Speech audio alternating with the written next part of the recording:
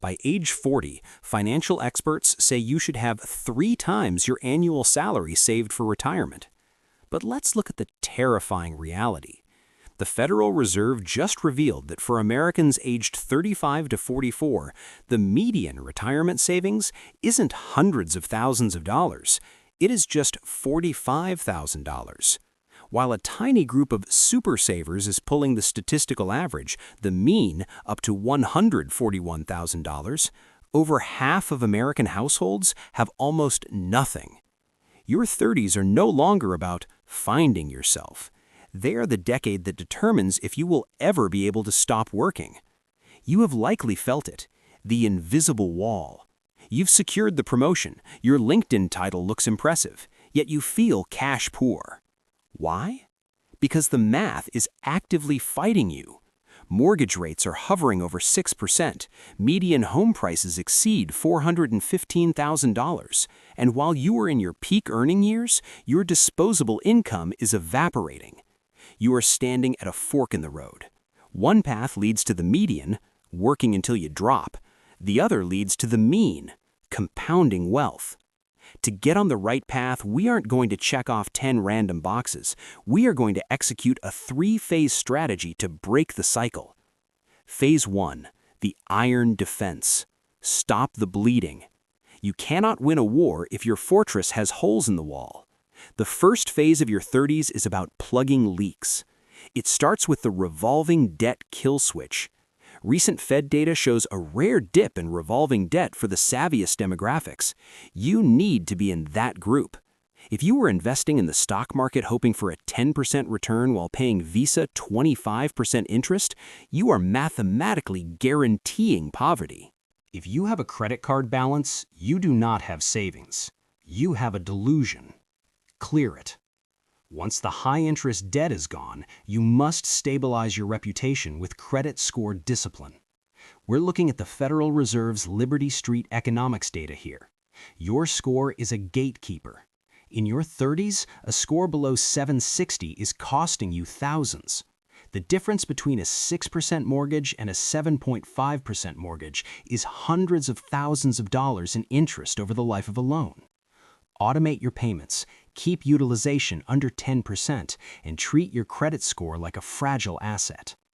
Finally, you need to build your moat, the 3-month liquidity floor. In your 20s, you could risk it. In your 30s, when you have a mortgage or dependents, a financial shock is catastrophic. You need 3 months of full living expenses in a high-yield savings account. This is your sleep well at night fund. It ensures you never have to raid your 401k and pay the penalties just because the transmission blew on your car. Phase 2, the aggressive offense. Structural integrity. Once you aren't bleeding cash, you need to structure your life to capture wealth. This is where most people fail because of one specific trap: housing. We call this the 24% housing ratio. Banks will happily approve you for a mortgage that eats 45% of your gross income. Do not listen to the bank. The bank sells debt.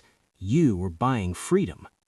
Based on data from the National Association of Realtors, if your total housing cost, principal, interest, taxes, and insurance, exceeds 24% of your family income, you are house poor. You might have the granite countertops, but you will be eating ramen in that kitchen until you're 70. Keep fixed costs low so you have cash flow to invest. With that cash flow, you need to execute the full match capture. Research shows employers contribute an average of 5% to retirement plans. If you aren't grabbing every cent of that match, you are voluntarily taking a pay cut. It is a guaranteed 100% return on day one. Then you make the Roth pivot. Fidelity's data shows a massive shift towards Roth 401ks. Why? Because taxes are historically low. In a traditional 401k, you get a tax break on the seed. In a Roth, you get a tax break on the harvest.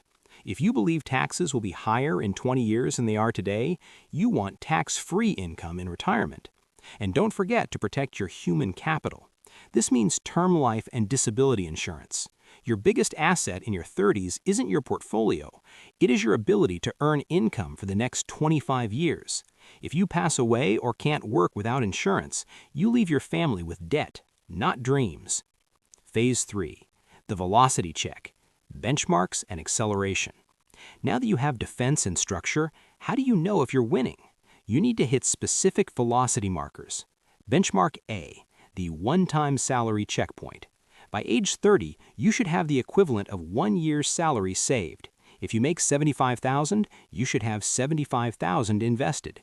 If you aren't there yet, do not panic, but understand that your lifestyle budget needs to become a catch-up budget immediately. Benchmark B, the 3-time salary goal. This is the big one.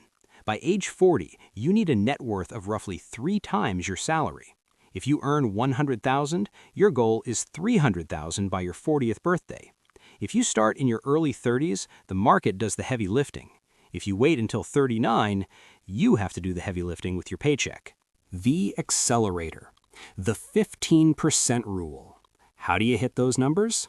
You cannot settle for the average savings rate. You must strip 15% of your gross income off the top before you pay a single bill. This is paying yourself first. Automation is your only defense against lifestyle creep. The execution, how to start. So, how do you bridge the gap between the $45,000 median and the millionaire status you want? 1. Check your standing. Log in right now. Are you above the median? If not, treat this as a financial emergency. 2. Adopt the double-up strategy. Data shows net worth should double every 7 to 10 years. If yours isn't, you are too conservative. Look at low-cost S&P 500 index funds. 3. Watch for interest rate arbitrage. With the Fed signaling rate cuts, keep your eyes on 2026. If you bought a home at 7%, be ready to refinance. Dropping your housing ratio from 30% to 24% could free up $600 a month that goes straight into your wealth engine. In 30 years, you will either be part of the 54% relying solely on a Social Security check, or you will be part of the group with $1.2 million in the bank, owning your time. The difference isn't luck, it's the decision you make with your very next paycheck. Do not let the median be your destiny.